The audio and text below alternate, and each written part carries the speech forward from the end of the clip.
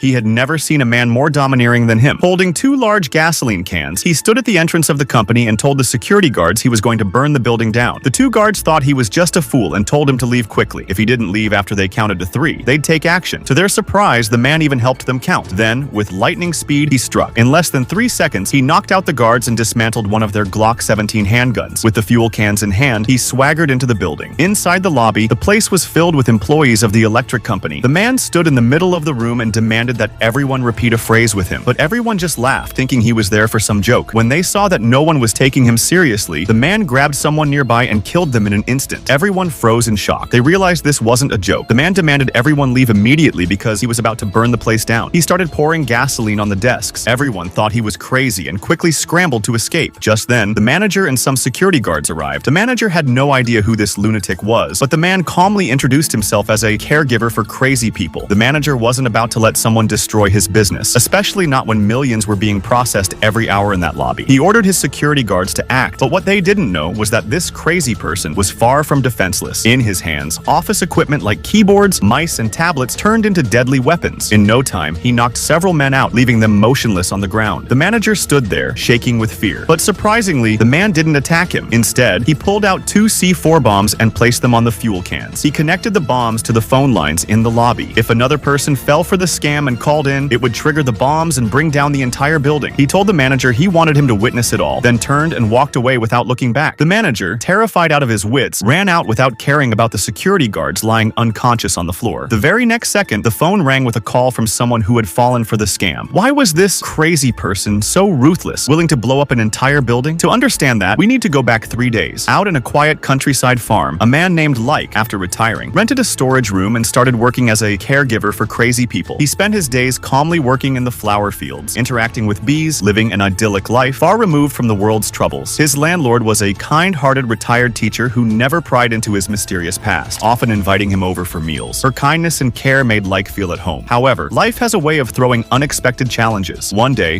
while the elderly lady was reviewing her bills, her computer suddenly popped up with a large red warning box telling her the computer's hard drive had been infected with a powerful virus. It instructed her to call a number immediately, or all her data would be lost. The lonely old woman, frightened about losing her data, quickly dialed the number as instructed.